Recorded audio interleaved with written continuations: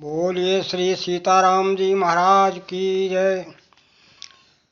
लोकाभिरामं रणरंगधीरं राजीवनेत्रं रघुवंशनाथं कारुण्यरूपं करुणाकरन्तं श्रीरामचन्द्रं शरणं प्रपद्ये।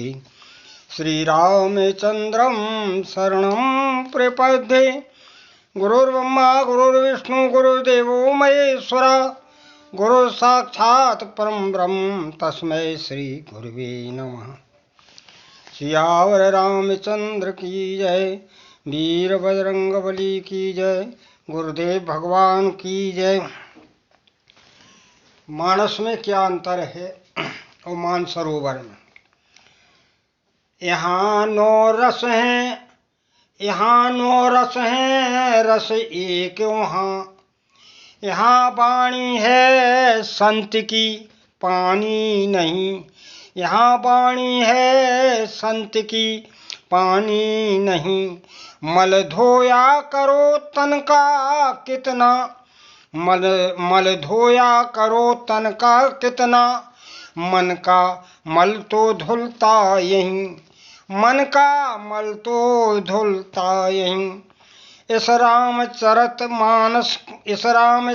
के मानस में विधि मानस की तुलना क्या सही।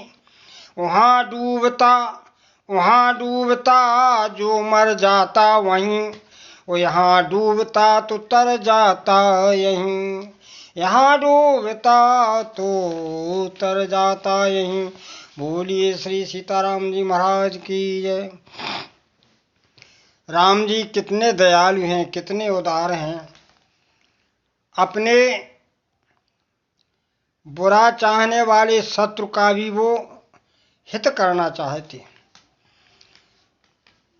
युद्ध की जब बात चली तो भगवान श्री राम जी ने अंगद जी से कहा कि तुम एक बार और जाओ अंगद, दूत बन करके, और रावण को समझा दो ताकि उसका हित हो जाए, ये युद्ध न करना पड़े। तो राम जी ने क्या कहा? बोले रिपुसन कराहो, रिपुसन कराहो, बतक तुम सोई। ओ काज हमारे तासु हित होई। हमारा काम बन जाए, उसका हित हो जाए, इसलिए जाकर के शत्रु से जो है जाकर के बात को समझाओ अपनी।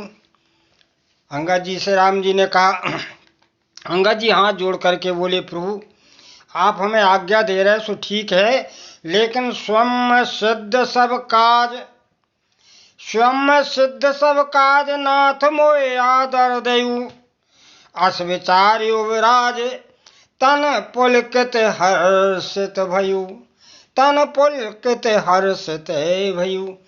अंगद जी का सही पुलकायमान हो गया, बड़ी प्रसन्नता हो गई। बोले प्रभु आपके तो सभी काम स्वयं सिद्ध हैं, लेकिन आपने हमें सम्मान दिया, ये आपकी कृपा है।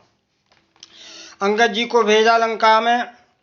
अंगद जी रावण के दरबार में आते हैं। रावण ने कहा कौन है तू? परिचय पूछा रावण ने अंगद जी से। तो अंगद जी बोले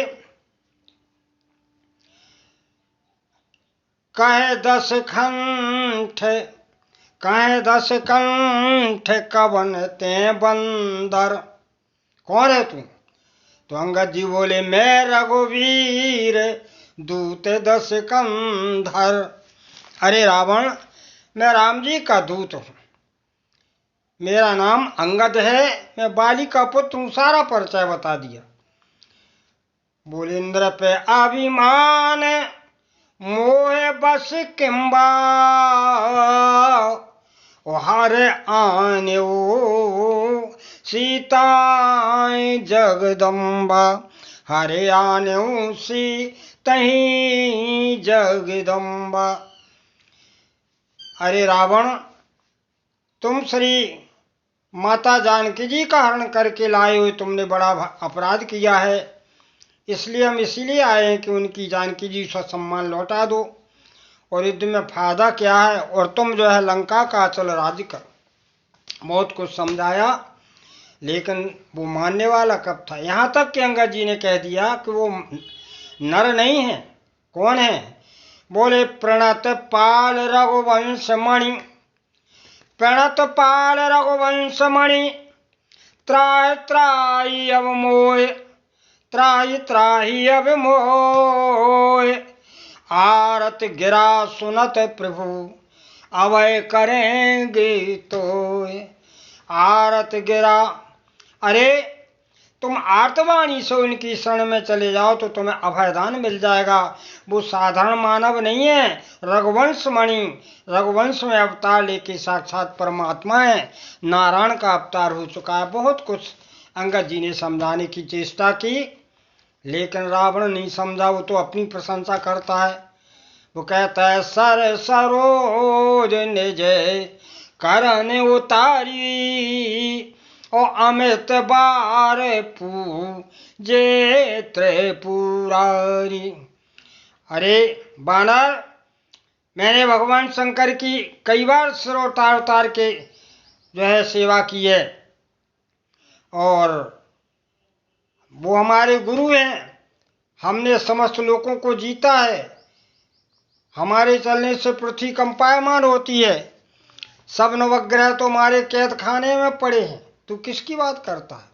रावण अभिमान के साथ कहता है और अपनी महिमा का बखान करता है। तो फिर अंगद जी को क्रोध आ गया। अंगद जी बोले मूर्ख, तू जितनी अपनी महिमा का बखान करता है ये तो मेरे लिए कुछ नहीं है, सुन। तो अंगद जी ने कहा, बोले गूलर फल, तेरी लंका तो गूलर के फल के समान है। मैं बंदर हूं, जैसे गूलर का फल तोड़ के चबा जाता हूं तो ये लंका को चबा जाऊंगा। गूलर फल समान तेरी लंका, ओ बसहो मध्य तुम्हें जंतु असंका। जैसे गूलर में छोटे छोटे जंतु रहते हैं, ऐसे तुम रह रहे हो, और हम तो हैं बानर। बोले मैं बानर फल खाती न बारा, मैं बानर फल खाते न बारा। क्या करें, मैं तो सारी लंका को उसे ही चबा जाऊं, तुम तो उसमें जंतु के समान विराजे हो। लेकिन कारण ये है कि आयसु राम न दीन उदार, हमें राम जी की आज्ञा नहीं है। और ये अंगद जी कहते हैं राम जी यदि आज्ञा देते तो हम तो तुम्हारी सारी लंका का तहस हम ही कर देते। तो पटक मैं सेन सहित तुम्हें पटक देते, तेरी सेना को नष्ट कर देते। और चौपट कर तब गाँव, सब अनुजन समेत सठ जनक सुतई ले जाऊं।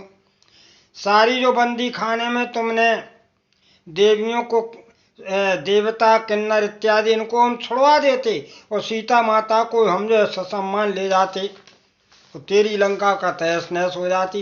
ये तो अकेले हम कर देते। ऐसा अंगद जी ने कहा। आपका अंगद जी ने ऐसा क्यों कहा? अंगद जी भगवान के बल के आश्रय पर गए थे, और जो भगवान के बल का आश्रय पा करके उन्हें विश्वास है कि हम नहीं बोल रहे, राम जी बुलवा रहे, तो वो भगवान के ऊपर समर्पण थे। इसलिए बात जो सही थी वो अंगद जी ने सुना दी। बोले देखो तुम तो मरे हुए समान। अंगद जी ने कहा क्यों? बोले 14 लोग जीते हुए भी मरे के समान हैं। कौन कौन से हैं वो? बोले कौल काम वश, काम के वशीभूत हो, तुम काम के वशीभूत हो। कौल काम वश कृपण विमूढ़ा, तुम कृपण भी हो और तुम मूर्ख भी हो। कौल काम वश कृपण विमूढ़ा, अति दरिद्र अजसी अति बूढ़ा, अति दरिद्र अजसी अति बूढ़ा। उस सदा रोग वश संतत क्रोधी, सदा रोगवश संतत क्रोधी, विष्णु विमुख श्रुत संत विरोधी। भगवान विष्णु से जो विमुख हो जाता है, संत शास्त्रों का जो विरोध करता है, वो कितना भी बलवान हो, मरे के समान है। और तुम्हारे जीवन में घट रहा है लंकेश, तुम शास्त्र से विमुख चल रहे हो। तो सदा रोगवश संतत क्रोधी, और विष्णु विमुख श्रेतु संत विरोधी। और तन पोषक, अपने शरीर का पोषण करने वाला भी मरे के समान, जो बांट के नहीं खाता है, दूसरे का हिस्सा दबा जाता है उसको नहीं देता है। बोले तनु पोषक निंदक आघ खानी, वो जीवत 100 सम 14 प्राणी, जीवत 100 सम 14 प्राणी। ये 14 प्राणी जीते हुए मृतक के समान है। इसलिए हमें तो ये दिखाई दे रहा है कि तुम्हारी सारी लंका मृतक है, क्योंकि तुम सभी शास्त्र विरुद्ध चल रहे हो, शास्त्र की मर्यादा का पालन नहीं कर रहे हो। जब इतना कहा तो रावण बड़ा क्रोधित हो जाता है, आदेश कर देता है इसको मार दो। तब अंगद जी ने कहा, अरे अगर तू अपने बल का इतना बखान करता है और तेरे योद्धा सेनापति इतने बलवान है, तो एक काम कर। क्या करें? बोले जो माँ में चरण सकस 60 ताई,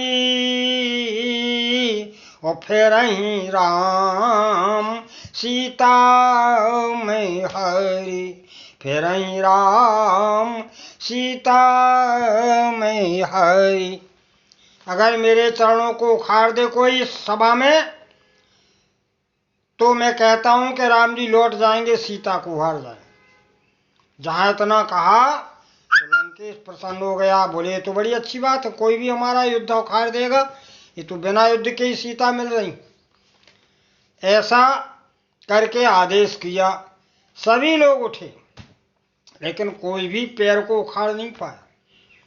क्यों नहीं उखाड़ पाया? बोले पुरुष कोई होगी, पुरुष कोई होगी जिमोर गारी, पुरुष कोई होगी जिमोर गारी, ओ मोहे बेटप नहीं सखई उखाई।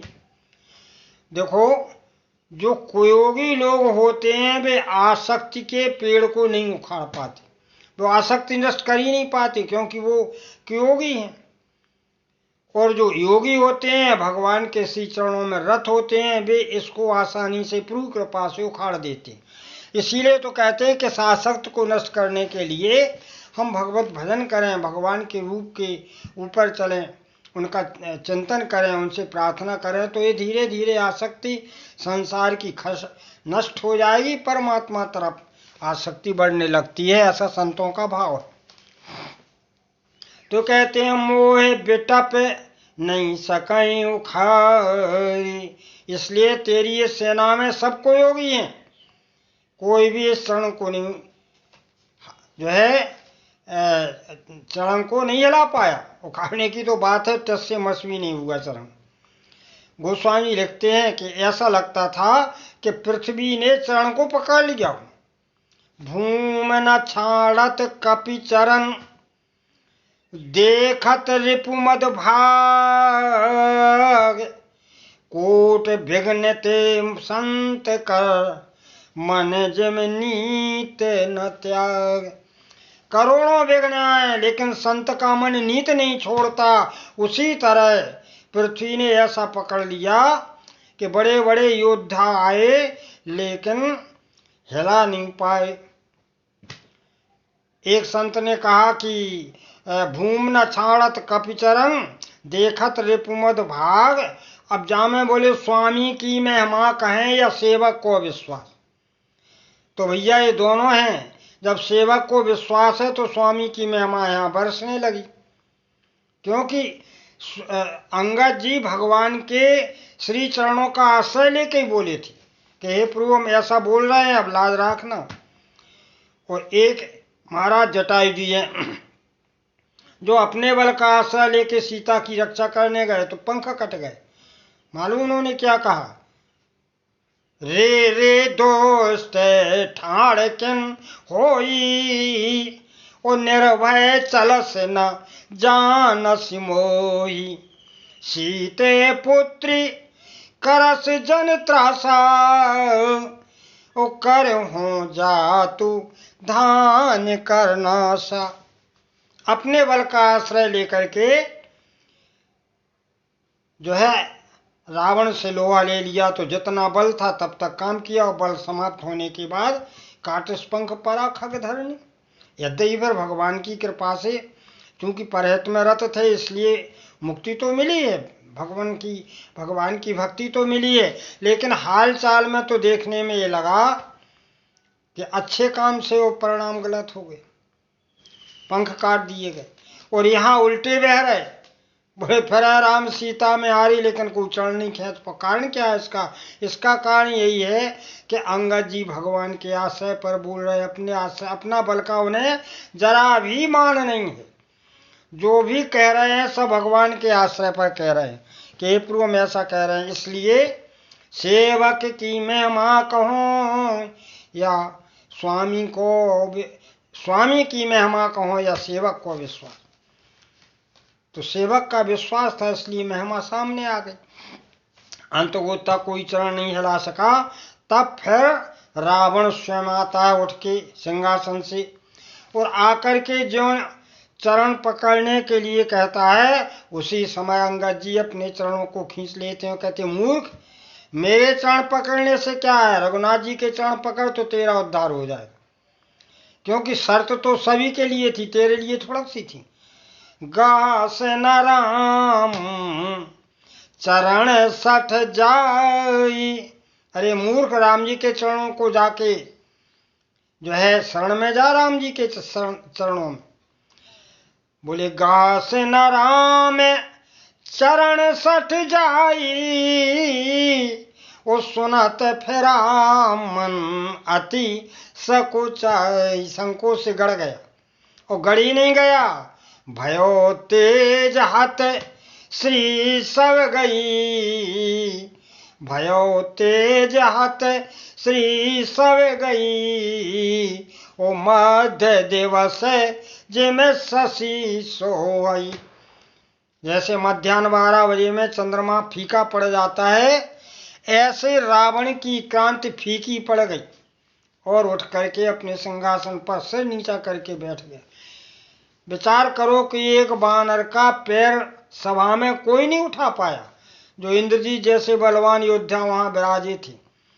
तो ये भगवान की इतनी महिमा का बखान करने के बाद में भी रावण की समझ में नहीं आ रहा है। उन्होंने अब कहा, ऐसा कह के शत्रु के बल का मंथन करके श्री अंगद जी महाराज और राम जी के बल का परिचय दे करके श्री अंगद जी महाराज रामादल में आ जाते हैं। गोस्वामी जी लिखते हैं, रेपुबल धारस हरसी, रेपुबल धारस हरसी, कपि बाल तनय समपुंज, पुलक शरीर नयन जल, गहे राम पद कंज, गहे राम पद कंज। नेत्रों में आंसू थे, श्री चरणों में गिर पड़े। बोले प्रभु, जो कुछ इस दिन से आया आपकी कृपा से सो कह आया, लेकिन वो मानने को तैयार नहीं। तो इस तरह श्री अंगद जी का और रावण का संक्षिप्त में संवाद है। तो भगवान बड़े उदार हैं, ऐसो को उदार जग माही। विनय पत्रिका में गोस्वामी जी ने लिखा है, एक विनय पत्रिका के भाव का, पद का भाव हमने अपने शब्दों में रखा, उसे प्रेषित कर दिया। क्योंकि भगवान इतने दयालु हैं तो उनको ही पकड़ो, कहाँ जाओ। बोले तुम शर्म दूसर कहाँ मैं पाऊं। एक भक्त की पुकार है, मानो तुम सम दूसर कहाँ मैं पाऊं। हे भगवान, तुम्हारे समान संसार में कौन उदार होगा, ऐसा कौन दूसरा होगा जो अकारण ही जीव पर कृपा करे। तुम सम दूसर कहाँ मैं पाऊं। तुम्हें छोड़कर अपने दुख को, तुम्हें छोड़कर अपने दुख को किससे दूर कराऊं। तुम सम दूसर कहाँ मैं पाऊं। तुम सम दूसर कहाँ मैं पाऊं। किसके आगे दुखड़े रोऊं। हम किसके सामने अपने अपने दुख को बताते फिरें प्रभु। किसके आगे दुख को रोऊं। दुखड़ा किसे सुनाऊं। दुखड़ा किसे सुनाऊं। क्यों बोले सब स्वार्थ से कामें करते, सब स्वार्थ से कामें करते, किसे भरम भरमाऊं। तुम सम दूसर कहाँ मैं पाऊं। तुम सम दूसर कहाँ मैं पाऊं। हे भगवान, संसार में सभी स्वार्थ से काम करते हैं, नहीं तो कोई किसी की कौन मानता। आप ही ऐसे हो जो निस्वार्थ जीव का हित करते हो, इसलिए हम आपको छोड़ के कहाँ जाए। अब अगर हम अपने दुख को किसी से कहते हैं तो भेद खुलता है।